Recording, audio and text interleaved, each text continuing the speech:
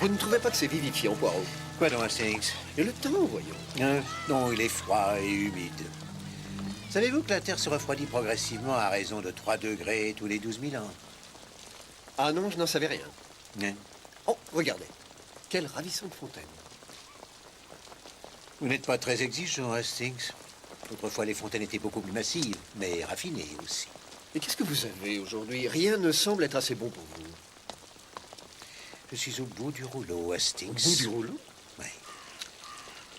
Il est temps que je prenne ma retraite. Mais vous êtes au sommet de votre gloire. Oh, c'est gentil de me dire ça. Non, non, non, je suis sincère. Vous avez une jolie maison, Oh là. vous avez des amis dévoués, une brillante carrière. Ah non, non, non, non, mon ami. Je ne suis plus rien et je n'ai plus rien. Poirot est bien fini.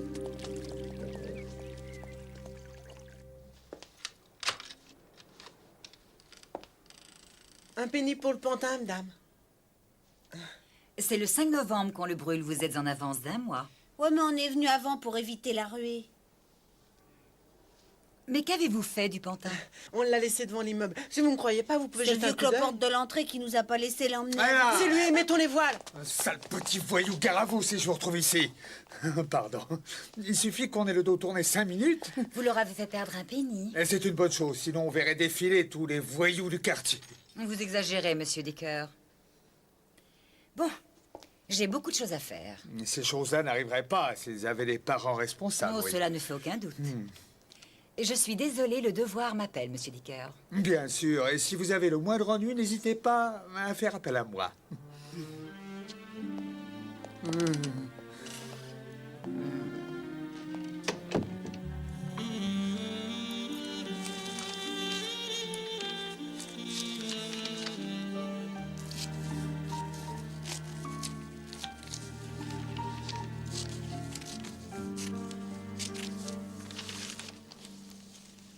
Poirot m'inquiète beaucoup, mademoiselle Lemon. Il a l'intention de prendre sa retraite. Sans doute parce qu'il n'a pas eu une affaire intéressante depuis au moins 5 minutes. Il fallait bien que j'aie mes clés, sinon comment serais-je rentrée? Vous avez l'esprit ailleurs. Mais je pensais à ce qu'on m'a dit sur lui. Oui, c'est un homme entre 2 âges. Le problème, c'est que le portier s'est mis à me parler. Il a toujours été un homme entre 2 âges. Vous avez vu la photo de lui à son baptême? Une fois par hasard. Il est si sérieux qu'on dirait qu'il s'apprête à faire un discours. Et qu'est-ce qui ressemble à l'orateur dont vous parlez? Oh, rien, il s'agit d'une vieille connaissance, oui, un drôle de type. Enfin, pas si drôle que ça, non, plutôt sérieux même. Il dirige une société. Hastings? Non, en réalité, il... Hastings. Oui, Poirot. Je vais vous emmener faire un tour au bord de la mer. Vos petites cellules grises sont épuisées et votre mécanique a besoin d'une révision générale. Mademoiselle Lemon, c'est l'heure de ma tisane.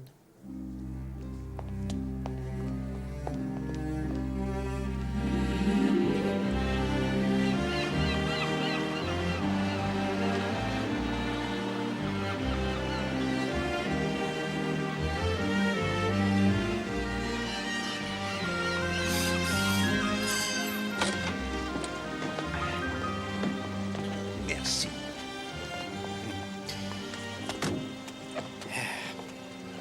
C'est un endroit ravissant. Je me demande où est le golf. Ah non, non, non, non. Vous n'êtes pas assez solide pour ce genre d'effort. Quand vous le serez, je vous le dirai. Je vous assure que je me sens parfaitement en forme.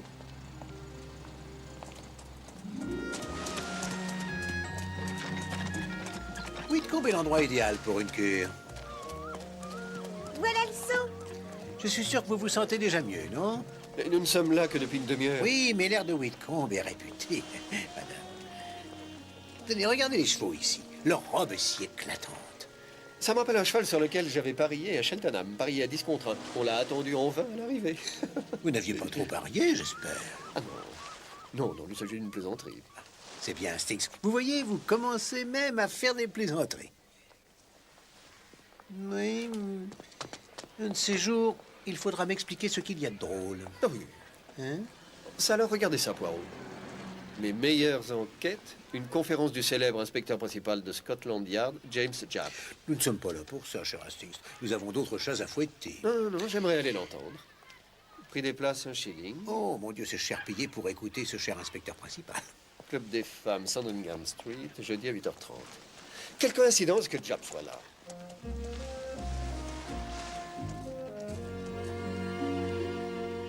C'est très raisonnable. Windermere pour 1,6 livre. Raisonnable pour qui veut aller à Windermere. Je voudrais un ticket pour Joli Windermere. là-bas. Pourquoi ne pas y aller? J'ai entendu dire qu'il y a un charmant petit hôtel. Savez-vous à quelle heure part le train? On ne prend pas de train. Ah, en autobus? Ah non, non, non, pas question. Poirot ne voyage jamais en autobus, Hastings. Bon, une fois n'est pas coutume, laissez-vous tenter.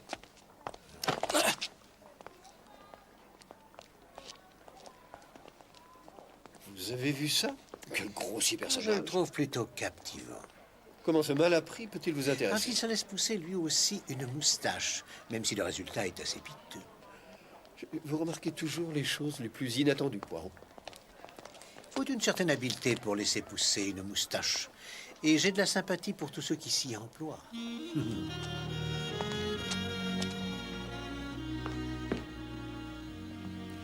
Nous avons beaucoup de chance d'avoir cette collection. Regarde. 12 médaillons de Jean-Baptiste Jacques Augustin représentant des maréchaux de Napoléon. Ils sont vraiment magnifiques. Chacun d'eux a une mèche de cheveux du personnage au dos et son nom écrit sur l'ivoire. Oh, ça alors, ce que c'est original. Alors tu as bien compris ce que tu dois faire? Dans les moindres détails. Tout se passera bien. La boîte restera dans ma valise pendant tout le trajet sans que personne ne la voie. Jusqu'au moment approprié, bien entendu. Cela va sans dire. Tu n'as pas à te faire de soucis. Oh, je sais, ma chérie. Mais il s'agit de ta livraison la plus importante. Celle du service à thé de Sèvres l'était tout autant. Il y avait beaucoup de pièces et j'avais très peur que tu ne puisses pas tout emporter. Et il faut que je fasse preuve de beaucoup de prudence ces temps-ci. Veux-tu que je mette tout de suite la boîte dans la valise? Non, non, laisse-la là jusqu'à demain matin. À quelle heure part ton autobus? À 9h30. Ne t'en fais pas.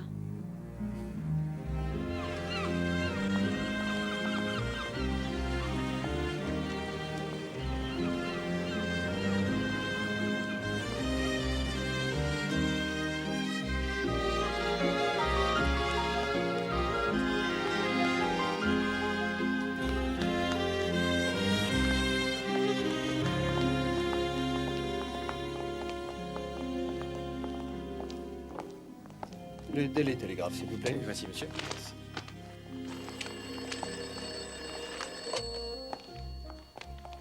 Jap, Oh, bonjour, capitaine Hastings. Quelle agréable surprise. j'ai vu que demain vous donniez une conférence ici. Ce soir également à Fleetwood et vendredi à Baron Furnace. C'est pour une œuvre de bienfaisance. Bonjour, Hastings. Eh bien, dites donc, vous avez pris vos précautions contre le froid, ce que je vois, Poirot. Bonjour, inspecteur principal. Venez, Hastings, le car part dans 5 minutes. Qu'est-ce qui lui arrive?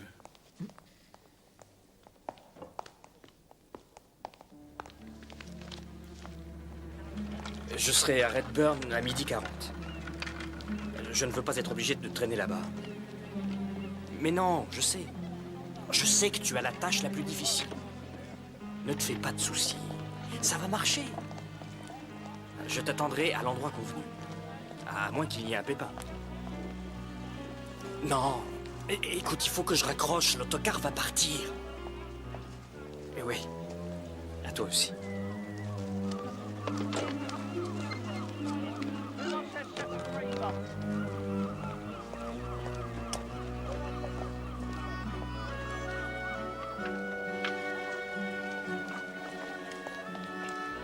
Pourquoi avez-vous été si brutal avec Jap? Moi, brutal? Ce n'est pas à cause de ses conférences. Ces conférences. Voilà. Où devons-nous mettre nos bagages? Dans le coffre à l'arrière. Oh, encore pardon. Vous êtes aveugle ou quoi? Quel grossier personnage. Ah, bonjour, mademoiselle. Ah, bonjour. Bonjour. Permettez. Merci beaucoup. Je vous en prie, c'est normal. En voiture, dépêchons-nous. Et c'est... Ah, ouais.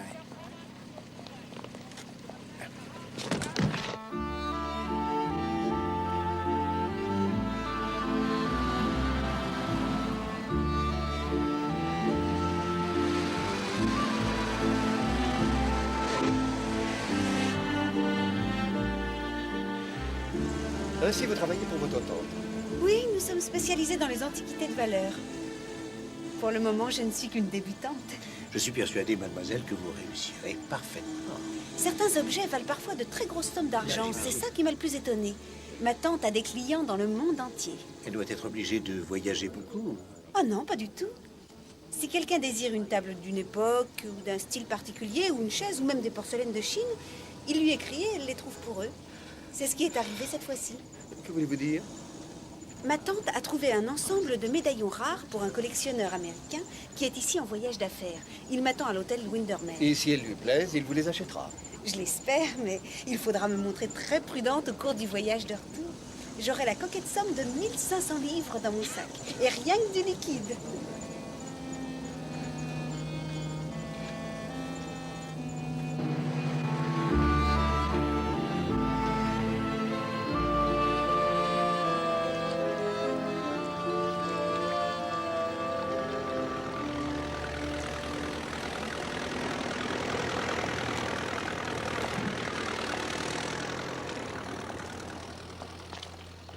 Pardon, pardon.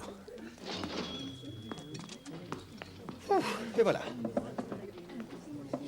Il n'avait pas de tisane, Stinks? Oh non, ils m'ont dit qu'ils n'en avaient plus, je suis Je désolé. suis sûr que vous ne leur avez pas demandé. Je n'ai pas osé, Poirot. Il a toujours peur de demander une tisane pour moi.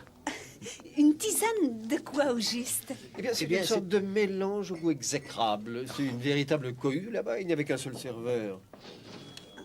Veuillez m'excuser. Où croyez-vous qu'elle est filée aussi vite? Oh, avec les femmes, on ne peut jamais savoir. C'est une sacrée fille. Oui, elle est très jolie, Hastings. Je trouve qu'elle a des yeux d'une couleur inhabituelle. Oui, vous avez raison, Hastings. Il n'y a rien de plus rare que le bleu.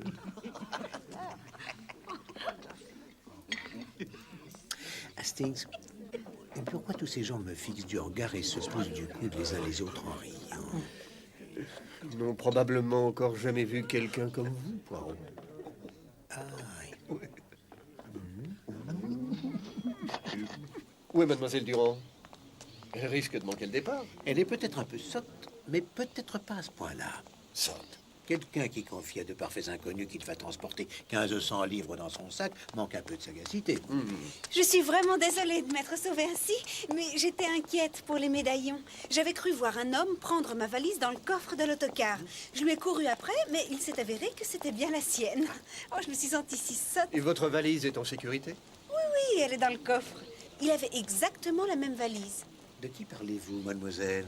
Eh bien, de ce type qui s'était montré si grossier. Celui qui portait une moustache. Je trouve ça plutôt curieux. Pourquoi voulait-il sa valise? Parce qu'il vit ici, à Redburn.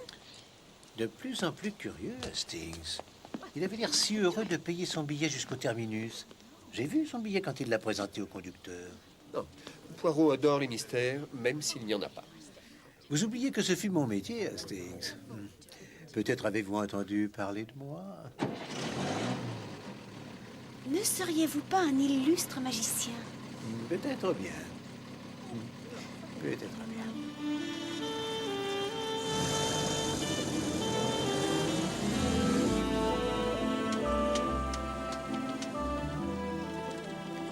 Non, je suis à Redburn. Non, tout s'est déroulé comme prévu. Non, aucun problème. Pour l'amour de Dieu, essaye de faire le plus vite que tu peux. Plus tôt on sera sorti de ce pays, et mieux ça vaudra. Non, laissez ça, merci. Je m'en charge. Non, quelqu'un qui voulait prendre ma valise. Oui, et ne tarde pas trop.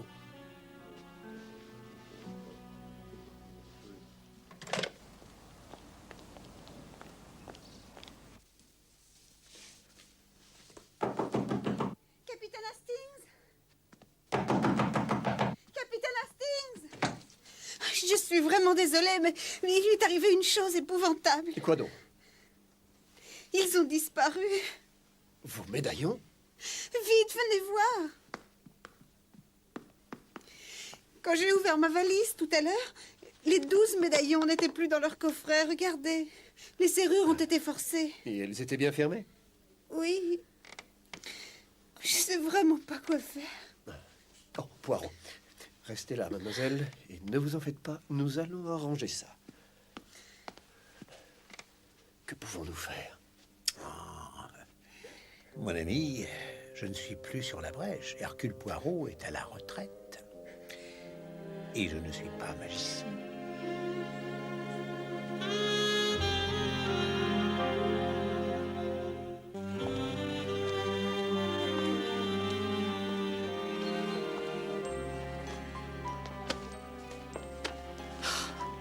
Quand je pense que je suis restée ici toute la nuit, je les ai cherchés dans les moindres recoins.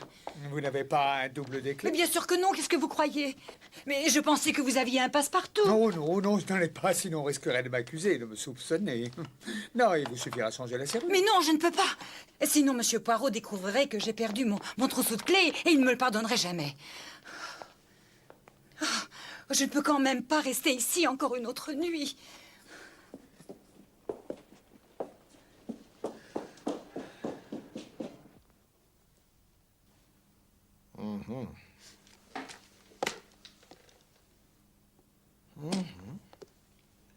Et vous dites que ces portraits miniatures valent dans les 1500 livres, c'est bien ça?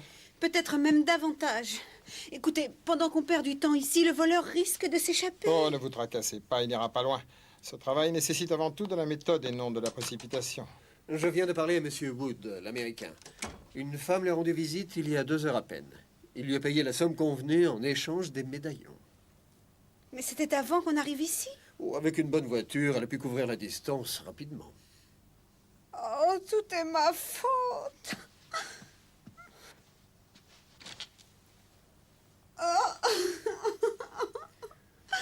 Oh, écoutez, ne pleurez pas. Je vais m'en occuper. Vous vous retournez à Whitcomb et vous expliquez tout à votre tante. Du courage. Et ne vous en faites pas, l'agent Flagg et moi, nous irons interroger Monsieur Jack Bakerwood. Je dois d'abord en parler au sergent, monsieur.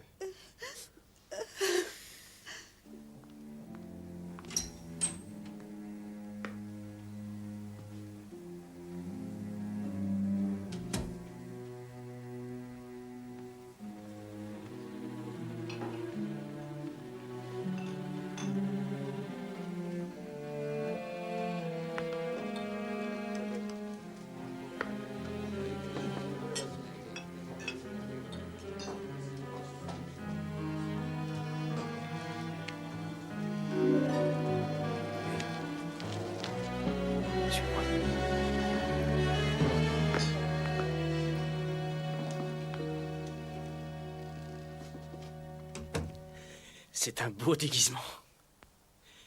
J'ai failli ne pas te reconnaître dans cet accoutrement. J'ai fait exprès au cas où on nous aurait suivis. Ah, je suis si heureux de te revoir. J'ai eu si peur qu'on échoue. Tu n'as pas eu de problème pour partir? C'est étonnant, mais tout s'est bien passé. Je suis sortie tranquillement, j'ai pris la voiture et j'ai fichu le camp. J'ai eu une peur affreuse. J'appréhendais d'entendre un cri à tout moment.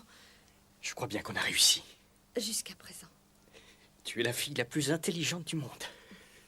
Et la plus séduisante aussi.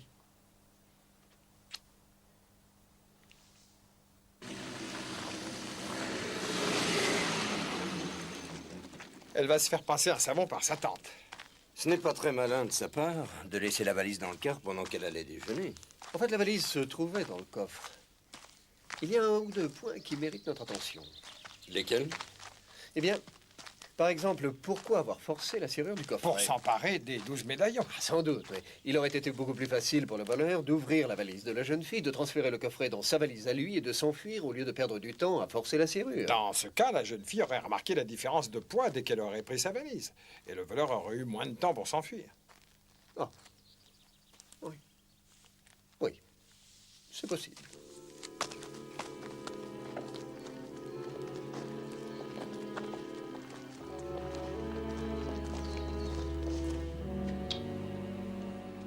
C'est vrai, je n'ai eu aucun soupçon. Pourquoi j'en aurais eu? Elle venait de la part de Madame Penn et elle avait les médaillons. Peut-on les voir, monsieur, s'il vous plaît? Certainement. Il nous faudra également une description de cette femme, monsieur. Une description? Si elle était jeune, belle. Non, sergent. Elle n'était pas jeune, ni belle non plus. Elle était grande et assez âgée, avec des cheveux gris. Elle avait la peau couverte de taches et un début de moustache. Elle n'avait rien d'une séductrice. Et comment est-elle arrivée à l'hôtel, Monsieur Wood? Avec le ferry de l'hôtel. Voilà. Oh. Oui. Remarquable. Ils sont très jolis. Je n'ai payé que 7 000 $ pour ces 12 merveilles. Je peux vous dire que c'est une affaire. Je les prends avec moi, monsieur. Pourquoi? C'est une pièce à conviction, monsieur. Vous n'êtes pas sérieux? On va vous donner un reçu. Denzil, il faudra déterminer quel est le légitime propriétaire. C'est moi le légitime propriétaire. Vous oubliez que j'ai versé 7 000 $ pour les avoir. Ce n'est pas à moi d'en décider. Qu'est-ce que c'est que cette histoire? Ils sont à moi, sergent, et à personne d'autre. Ce sera au juge d'en décider, monsieur.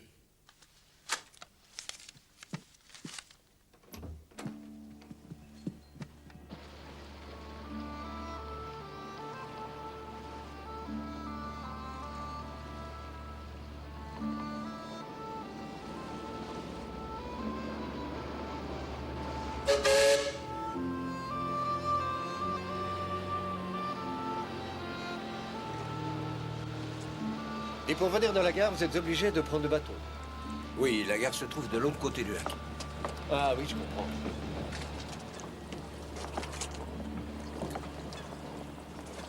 Bonjour. Bonjour. Monsieur Arkwright, Oui, c'est moi. avez-vous emmené une femme d'un certain âge à l'hôtel du lac aujourd'hui? Ah, bah, j'emmène tellement de monde. Grande, les cheveux gris, avec un brin de moustache. Oh, cette femme-là, oui, je m'en souviens, elle est montée à 1h12 exactement. Comment pouvez-vous être aussi précis? D'habitude, le train de Lancaster arrive à 1h, mais aujourd'hui, il était en retard de 10 minutes. Est-ce que ce train s'arrête à Redburn? À Redburn? Oh, bah, non, c'est sur la ligne de Malbrook. J'ai arrêté à Redburn. Oh.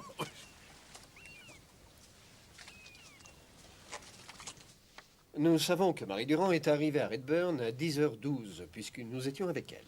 Une heure plus tard, une vieille dame arrive à Windermere avec les médaillons et ils se rendent à l'hôtel des Woods. Et je suis prêt à parier que c'était le type avec la petite moustache déguisée en femme. Il a fort bien pu aller de Redburn à Windermere avec une voiture rapide.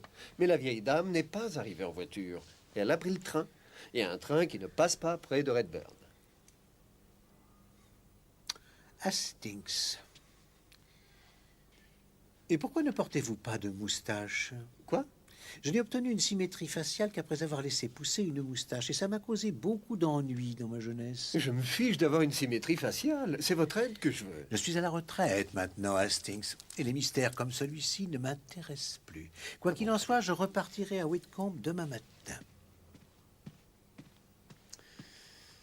Comme il vous plaira. Hastings, le fait que le passeur ait chargé cette femme à la gare ne signifie pas automatiquement qu'elle soit descendue du train.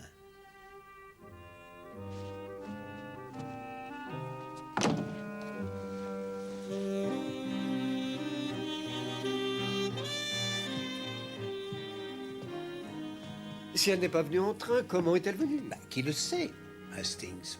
Vous avez fait du bon travail, mais je crains que vous ne soyez pas au bout de vos peines. Comme si je ne le savais pas. Parfait. Demain matin, je retourne à Redburn. Je veux faire une reconstitution du vol et tout reprendre du début.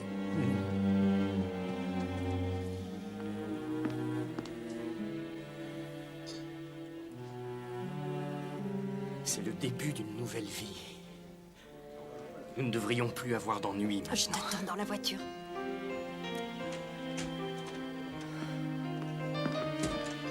Tenez, monsieur, votre monnaie, le compte y est. Merci. Bon voyage et à très bientôt.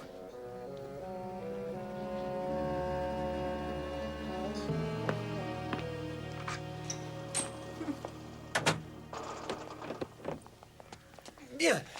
À mon avis, c'est ici que tout a commencé. Le type avec la petite moustache avait un complice qui l'attendait avec une voiture et qui l'a conduit à Windermere. Et c'est pendant le trajet qu'il a dû se déguiser. Et il faut une voiture assez puissante pour faire le voyage en si peu de temps. Et sûrement une voiture comme celle-là. C'est notre homme! Arrêtez-vous! Ne t'arrête pas! On les rattrapera pas avec ça. Allez, dépêche-toi! Mais ça n'est pas une voiture de course, enfin. Allez, monte!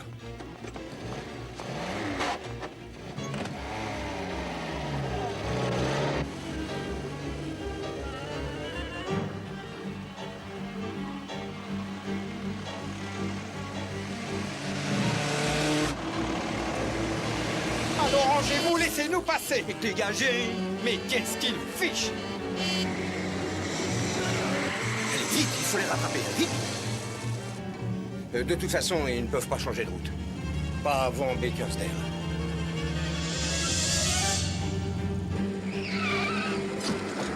Et ça, qu'est-ce que c'est? Ah, ils n'iront pas loin. On les rattrapera bientôt, c'est un cul-de-sac. La route s'arrêtait à Hemingscote.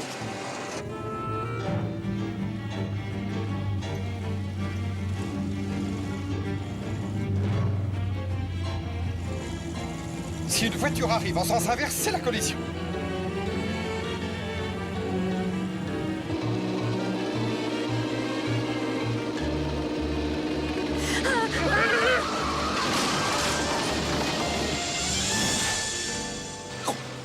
Bon sang! Allons voir. Suis-moi, Georges. Allons, venez, madame. Vous descendez. Pourquoi vous nous poursuivez comme ça? Vous ne savez pas ce que c'est que d'aimer un homme? Eh bien, non, pas vraiment, non. Emmenez-la. Allons, madame, allez, pas d'histoire. Quoi, c'est encore vous? J'aurais dû m'en douter. Alors venez.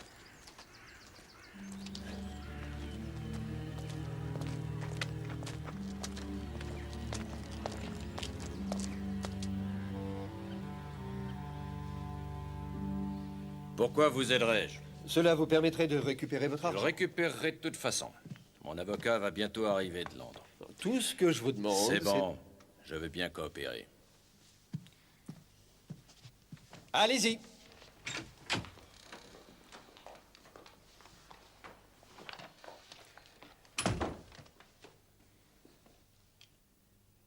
Eh bien, Non.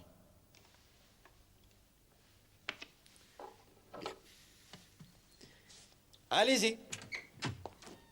ôtez votre chapeau. Eh bien. Non. Attendez, prenez tout votre temps, regardez-les encore. Imaginez ce monsieur habillé en femme, avec un chapeau, une jupe et tout ce qui va Ce n'est avec. pas lui. Mais il a une moustache, et vous avez dit vous-même qu'elle en avait une. La femme qui m'a vendu les médaillons n'avait pas un truc pareil sur le front. Comment ça? Bah, le grain de beauté sur son front est beaucoup trop gros et donc impossible à cacher. Oh. Attendez un instant. Mais oui, je la reconnais. Oh non. Oui, c'est elle. C'est Lady Amanda Manderley. Qui ça? Vous ne lisez donc pas les journaux? Elle s'est enfuie avec ce romancier, comment déjà, Norton Kane. Êtes-vous Norton Kane?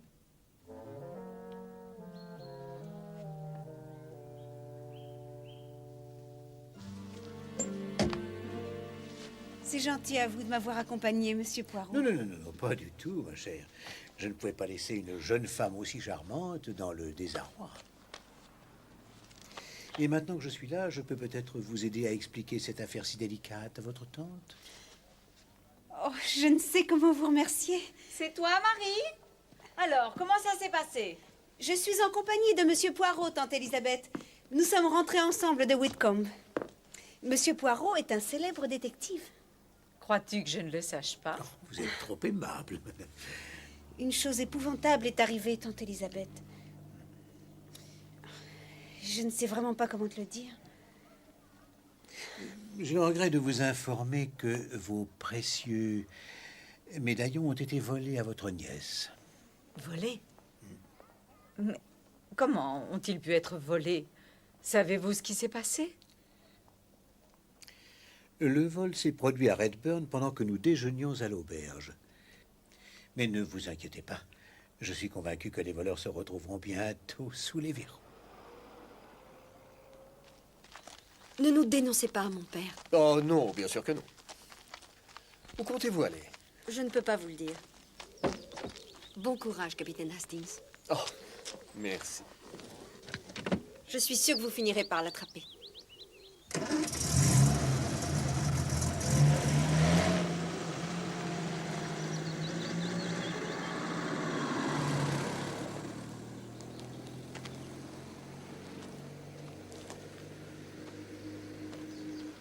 Elle a beau dire, maintenant que notre seul suspect s'est envolé, je ne vois pas comment on arrivera à l'attraper. Hein, capitaine Hastings?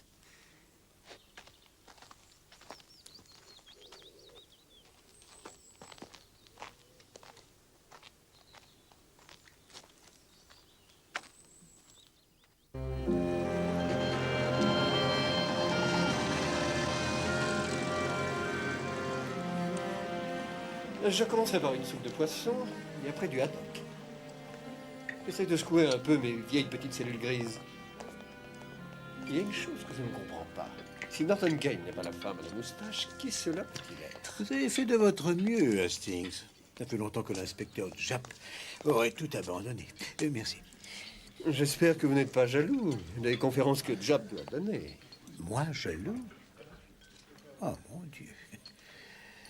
Comment voulez-vous que Poirot soit jaloux d'une conférence dans cette institution? Si encore c'était la Royal Society. Mais j'ai du mal à croire que l'inspecteur Japp puisse être invité par la Royal Society. Non, non, non, non. Non, il n'y a que l'institution pour femmes de cette ville et des établissements du même genre où notre cher inspecteur pourra parler des affaires de Poirot comme si c'était les siennes. Je ne crois pas que Japp ferait une chose pareille. Pourrions-nous changer de conversation? Le cas de ce cher inspecteur ne présente aucun intérêt. Non, non, non, merci. Je dois voir Marie Durand demain. Vous devriez organiser entre Mademoiselle Durand et sa vieille tante un face-à-face avec Monsieur Baker pour discuter de tout ça. Je ne vois pas ce que cela apporterait de plus. Je ne sais vraiment pas ce que je vais pouvoir dire à ces dames. Après une nuit de sommeil, vous y verrez plus clair. En ce qui me concerne, j'irai me coucher immédiatement après dîner. Et je vous conseille vivement d'en faire autant. Ces messieurs ont choisi.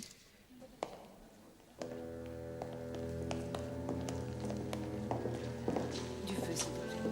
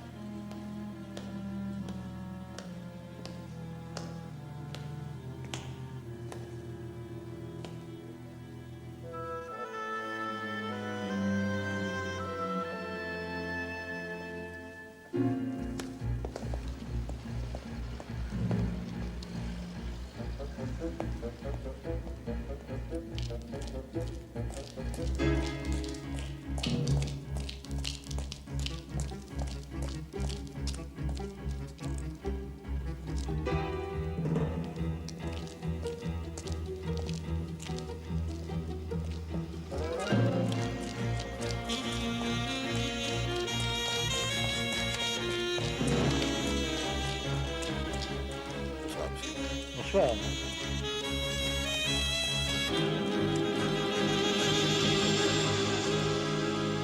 Laissez pas votre fille monter sur les planches, Madame Worthington. C'est une jolie chanson de Monsieur Noel Coward. Et c'est tout aussi vrai pour les forces de police. N'orientez pas votre fils vers le métier de détective. Parce que mener des enquêtes est un travail diablement solitaire.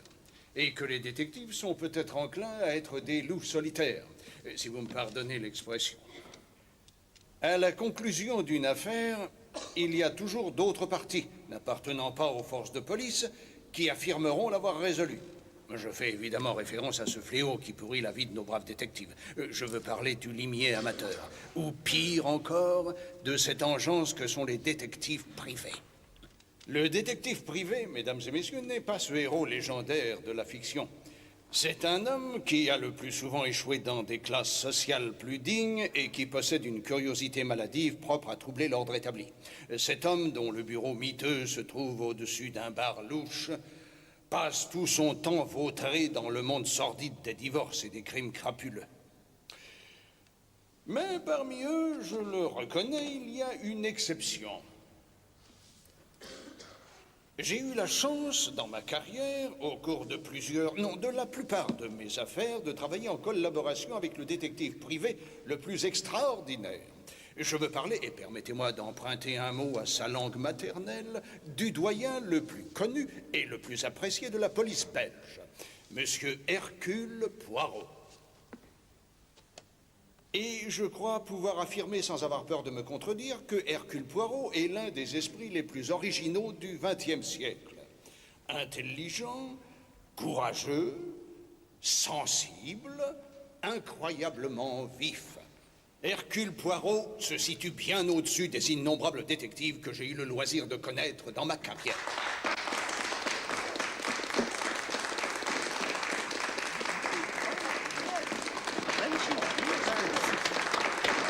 Merci.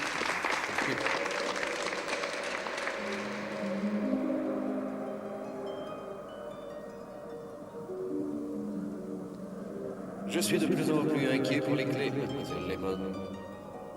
De l'ordre et de la méthode, mademoiselle Lemon. De l'ordre et de la méthode. Le Lagonda est troué, mademoiselle Lemon. Le jument est au feu et les clés sont en tombe. Centenaire. 2 garçons sur le feu de joie. Les 7000 grises, voilà la clé. Il faut reconstituer les phases successives du délire.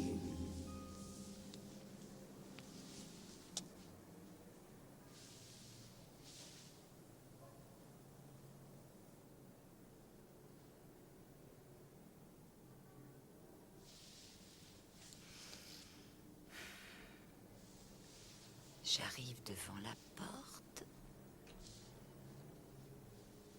Ensuite, je sors les clés de mon sac. J'ouvre la porte. J'arrive dans le hall. Dickers me suit tout en continuant à parler. Il faut savoir se montrer dur avec eux. Tout est une question de bonne éducation. Mais ça marche! Ça marche, ça marche. Allons, Hastings, dites-moi où vous en êtes dans cette affaire. Et Poirot fera de son mieux pour vous venir en aide. Oh, ça ne va pas. Je n'en suis nulle part dans cette affaire. De toute façon, c'est à moi de payer la note, mon cher. On y va.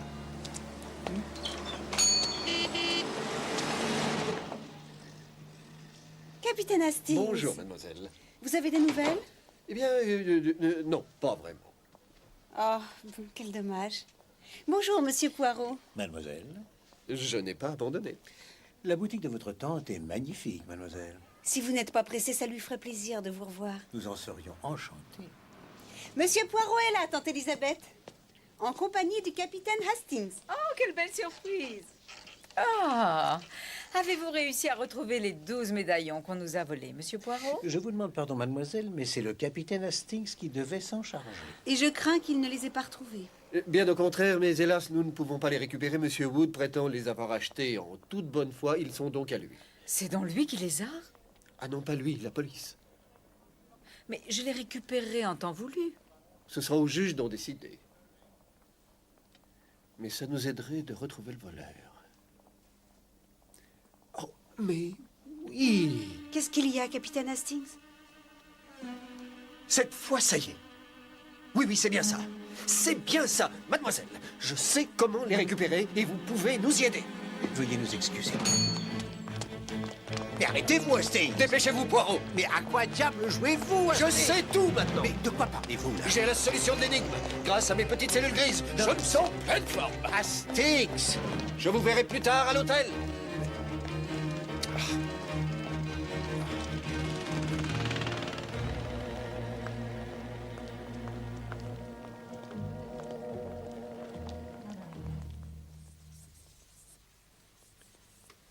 Et c'est alors que j'ai tout compris. Qui savait que Mademoiselle Durand voyagerait avec les médaillons? Qui savait qu'elle s'arrêterait à Redburn pour le déjeuner? Enfin, qui possède une voiture assez rapide? Je n'en sais rien, qui? Jack Bakerwood, évidemment. Vraiment? Je ne crois pas qu'une femme soit venue le voir. Non, je crois plutôt que c'est lui qui s'est emparé des médaillons. Et que faites-vous du passeur? Et tout ce qu'il a dit, c'est avoir embarqué une femme à la gare et l'avoir emmenée à l'hôtel du lac. Je suppose qu'il emmène chaque jour des tas de femmes à cet hôtel. Admettons. Et comment allez-vous procéder? Eh bien, c'est très simple, mon cher. Wood ne connaît ni Mademoiselle Penn, ni Mademoiselle Durand. Je lui ai demandé de venir à Whitcomb. Aussitôt qu'il apercevra cette ravissante jeune fille et sa tante dans son fauteuil roulant... Eh bien quoi? Notre collectionneur américain se sentira mal à l'aise, croyez-moi. Vraiment? Oh, ça ne fait aucun doute. Je suis sûr que même un criminel aussi endurci que lui doit avoir encore des sentiments. Allons-y.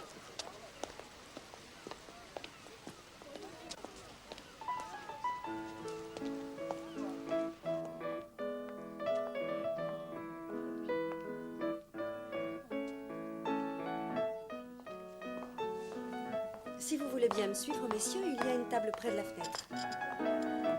J'espère qu'ils seront à l'heure. Tout est une question de minutage. Puisque vous ne m'avez pas mis au courant de vos plans, Hastings, ne me demandez pas de vous aider intelligemment à résoudre cette affaire. C'est vous qui m'avez dit ne vouloir vous occuper de rien. Vous oubliez que c'est moi qui ai pensé à réunir ces trois personnes, Monsieur Wood, Mademoiselle Durand et Mademoiselle Penn. Je n'en ai aucun souvenir. Alors, Comment du vous ne... calme.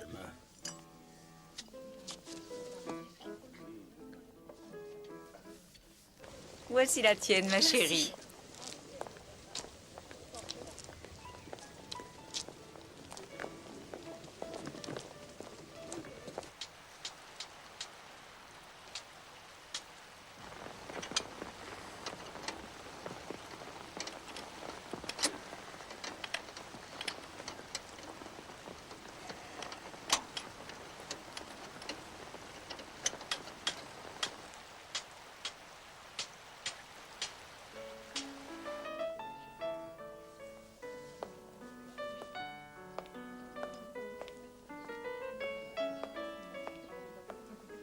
Pourrait-on avoir encore quelques sandwichs? Vous auriez dû les faire durer. Je croyais qu'il ne s'agissait que du hors-d'œuvre.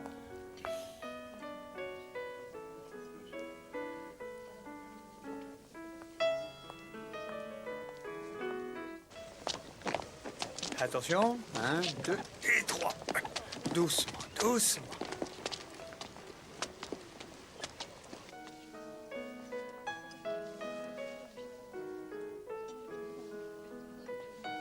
Ah. Les voilà, sergent. Quoi? Elles sont arrivées. La vieille et sa nièce, enfin, comme il a dit. J'aurais dû m'asseoir au fond. D'ici, je ne peux rien voir, c'est regrettable. Merci d'être venu, mademoiselle Penn. Asseyez-vous, mademoiselle Durand. Cet endroit est vraiment charmant. Je vous présente l'inspecteur principal Japp de Scotland Yard. Comme c'est exaltant. Enchantée. Je vous installe à côté de monsieur Poirot, mademoiselle. Mademoiselle, Tante Elisabeth espérait avoir de bonnes nouvelles. Dans ce cas, nous sommes deux, ma chère. C'est tout ce que vous avez? Juste un peu d'espoir? Oh, voyons, Marie. Que voulez-vous? Cette chère enfant est si protectrice à mon égard, monsieur Poirot. désirez-vous prendre quelque chose, une tasse de thé, par exemple? Oh oui, merci. Une tasse de thé? Que se passe-t-il à présent? Rien du tout. Il bavarde.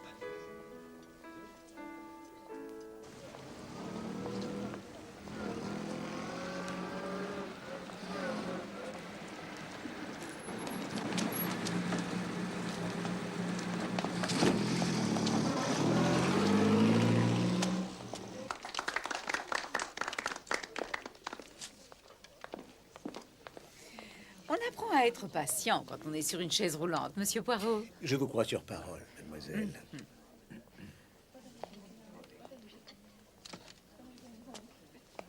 Le capitaine vient de se lever. C'est le Yankee, il vient d'entrer. Je vous remercie d'être venu. Vous avez les médaillons? Chaque chose en son temps. Je devais les récupérer. C'est le monsieur que nous attendions. Alors j'ai fait tout ce chemin pour rien. Non, pas du tout. Je vous demande seulement un peu de patience. Je m'étais imaginé que cet hôtel aurait gâché le paysage, mais lorsqu'il est noyé dans le brouillard, au moment du coucher Mais du justement, soleil... mademoiselle, je crois que le brouillard va bientôt se dissiper. Je vous présente mademoiselle Durand. Enchantée. Je ne me sens pas très bien, Marie. Et mademoiselle Penn. Écoutez, tout ceci est très joli, mais... Ah, non, je n'ai jamais rencontré monsieur Wood. Nous ne sommes pas... Monsieur Wood? Ramène-moi, Marie. Ma tante ne se sent pas très bien. Attendez un instant, mademoiselle. Mademoiselle Penn, comment saviez-vous qu'il s'agissait de monsieur Wood, mademoiselle Penn? Personne n'a mentionné son nom. Mais enfin, je ne sais pas... Il est impossible que vous le connaissiez. À moins que ce ne soit vous qui ayez pris les 1500 livres en échange des médaillons. C'est vrai, c'était elle. Elle était attifée comme une vieille rombière. Mais c'était... Vous vous êtes grimé de telle façon que tout le monde pense que vous étiez un homme déguisé en femme. N'est-ce pas, mademoiselle Penn? Vous espériez garder l'argent et en même temps récupérer les médaillons comme étant un bien volé. Mais qu'est-ce que... Alors, C'était bien imaginé. Alors, mademoiselle Penn, qu'avez-vous à répondre?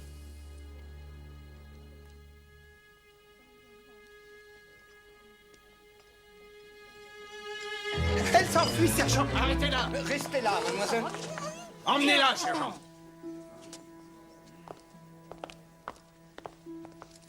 Qu'en dites-vous, mademoiselle?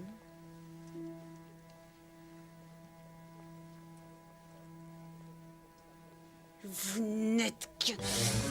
Arrêtez-la! Pas si vite, mademoiselle. Emmenez-les au poste! Mais je ne savais pas.